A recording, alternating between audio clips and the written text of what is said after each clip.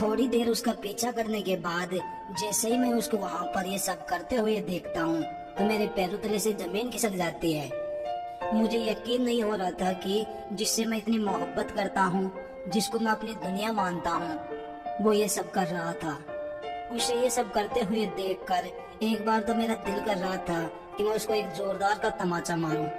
क्या नहीं किया था मैंने इसके लिए, इसको खुश रखने के लिए, लेकिन इसने मेरे साथ विश्वासघात किया है। आखिर ये सब करने की नौबत क्यों आ गई इसे? बस मैं यही देखना चाहता था, इसलिए खामोश रहा। और जैसे ही मैं उसके सामने आया तो उसने। दोस्तों, कहानी शुरू करने से पहले मैं आप लोगों से कुछ कहना चाहता हूँ। मैं जानता हूँ कि स्टोरी पर फीमेल वॉइस को अच्छा रिस्पॉन्स मिलता है, बट मेरे पास कोई फीमेल नहीं है। मेरे मिसेज से भी रिकॉर्डिंग सही से नहीं होती है, इसलिए मजबूर हूँ। पर आपसे वादा करता हूँ कि इस चैनल पर आपको अच्छी से अच्छी कहानी सुनने को मिलेगी और मैं कोशिश करूँगा कि आपके लिए अच्छी से अच्छी कहानी लेकर आऊँ। अगर आप चाहते हो कि कहानी फीमेल की वॉइस में हो तो प्लीज मुझे कमेंट करके जरूर बताइए। मैं कैसे भी करके कहीं से भी किसी फीमेल की व्यवस्था करता हूँ। प्लीज कमेंट करके जरूर बताइएगा। धन्यवाद। मेरा नाम अविनाश है और मैं मुंबई जैसे बड़े शहर में रहता हूँ। मेरे बाप की शहर में बड़े बड़े रईसों में गिनती होती है। ये तो आप भी जानते हो ना कि जिसके पास पैसा होता है वो इंसान सभी प्रकार का शौक करता है। उन शौक में गंदे शौक भी होते हैं तो कुछ अच्छे शौक भी होते हैं। इस रईसी के चलते मैंने भी न जाने कितने प्रकार के शौक पाल रखे थे। हर रात को मेरे बिस्तर पर एक नई और खूबसूरत से खूबसूरत लड़की होती और दिल खोलकर मैं अय्याशी करता। मेरी जिंदगी शराब और लड़कियों के साथ अय्याशी करने में गुजर जाती। मेरे बाप को अपने काम से फुर्सत नहीं होती थी, इसलिए वो ज्यादा ध्यान मुझ पर नहीं दिया करता था। एक दिन मैं एक कोठे पर गया, वहाँ पर एक नई लड़की आई हुई थी। मेरे दोस्त ने मुझे बताया था, तो मैं उस लड़की को देखने के लिए वहाँ पर गया हुआ था। रात के करीबन 9-10 बज रहे होंगे। उस लड़की के हुस्न के जलवे देखने के लिए शहर के जाने माने रईस लोग वहाँ पर आए हुए थे। वह लड़की डांस कर रही थी, मैं बस उसे देखे जा रहा था। वो एक बेहद खूबसूरत हुस्न की मल्लिका थी। उस लड़की की उम्र 21-22 साल की होगी। मुझे वो लड़की बहुत ज्यादा पसंद आ गई। मैं कैसे भी करके उस लड़की को अपने बिस्तर पर लाना चाहता था। मैं उसके साथ अय्याशी करना चाहता था, पर उस कोठे पर सिर्फ नाच गाना ही होता था, वहाँ पर जिस्म का सौदा नहीं होता था, इसलिए मुझे कोई रास्ता नजर नहीं आ रहा था उस लड़की के साथ हम बिस्तर होने का। मैं उस दिन तो उदास होकर घर को चला गया। अगले दिन मैंने अपने दोस्त से अपने दिल की बात कही कि यार, उस कोठे पर जो नई लड़की आई है वो मुझे बहुत ज्यादा पसंद है और मैं उसके साथ एक रात गुजारना चाहता हूँ। उसकी एक रात की जितनी भी कीमत होगी वो कीमत मैं उसे दूंगा, पर तुम कैसे भी करके मेरा ये काम करो। मेरा दोस्त जिसका नाम रवि होता है वो मुझे बोलता है कि यार, वो लड़की ऐसी नहीं है और वह सिर्फ वहाँ पर नाच गाना ही करती है, उसके अलावा वो कुछ भी नहीं करती है। मैंने रवि से कहा, यार रवि, तुम मेरा इतना सा काम नहीं कर सकते? एक बार ट्राई करके तो देखो। आजकल पैसों के बल पर कुछ भी किया जा सकता है। और फिर अगर वो पैसों से नहीं मानती है तो फिर उसे दूसरा तरीका है मनाने का। मुझे अपनी दौलत पर बहुत ज्यादा घमंड था। मैं सोचता था कि उस लड़की को मैं पैसों के बल पर अपना बना लूंगा, पर जब उसके सामने मैंने ये सब बातें रखी तो उसका जवाब सुनकर मेरे पैरों तले से जमीन खिसक गई। अगले दिन की रात को जैसे ही उस लड़की का नाच गाना पूरा होता है और वो लड़की कोठे से बाहर आती है तो मेरा दोस्त रवि और मैं उस लड़की के जिस्म की कीमत लगाते हैं, पर उस लड़की का जवाब सुनकर हम दंग रह जाते हैं। मुझे मेरा घमंड चूर चूर होता हुआ दिखाई देता है और मैं जान गया था कि हर लड़की पैसों पे नहीं मरती है, और उस लड़की ने भी ऐसा ही जवाब दिया था।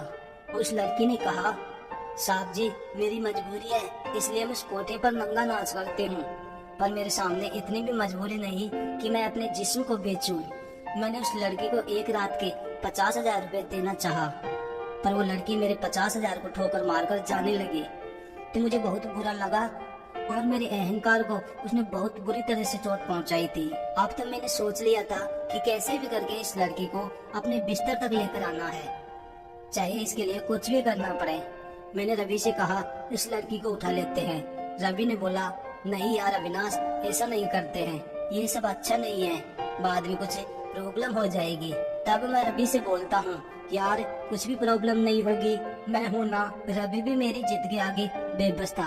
बस यही सोचकर हम उस लड़की का पीछा करने लग गए और जैसे ही वो लड़की एक सुनसान जगह पर पहुंचती है, मैं जाकर उस लड़की का हाथ पकड़ता हूँ और कहा, राजी राजी मेरे साथ चल चलो, वरना मुझे जबरदस्ती करनी भी आती है।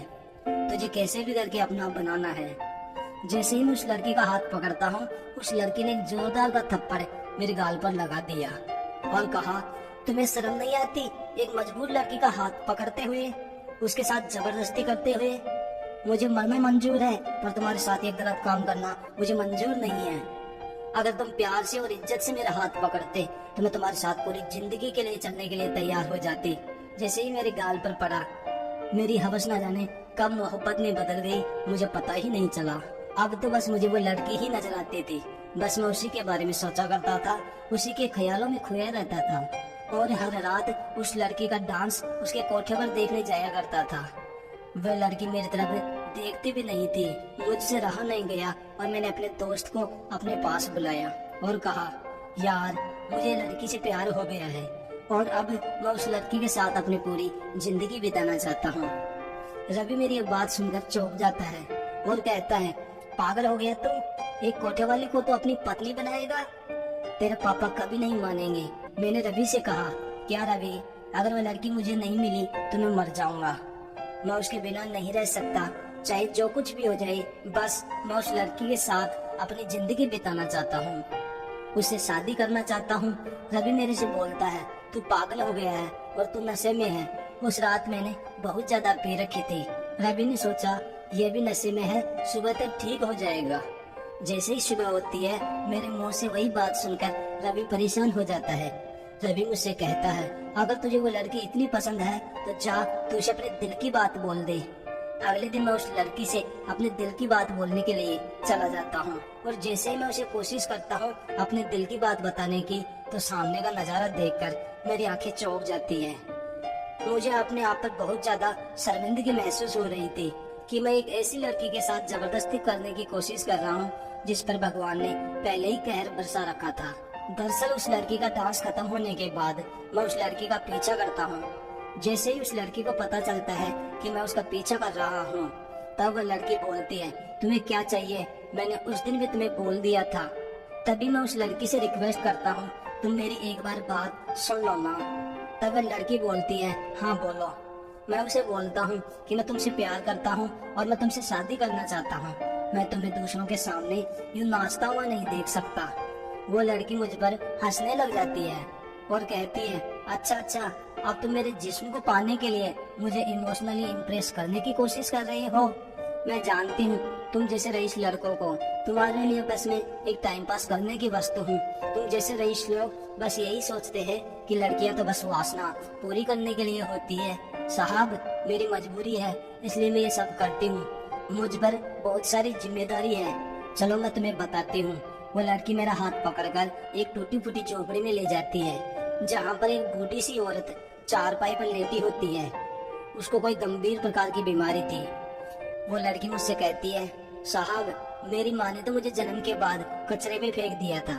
इस बुढ़ी औरत ने मुझे पाला है, पोसा है और अब मेरा फर्ज बनता है कि इस बुढ़ी औरत का मैं पूरी शिद्दत से ख्याल रखूं। उस लड़की की हालत देखकर मुझे इस पर बहुत ज्यादा तरस आती है और मैं उसे अब और भी शिद्दत से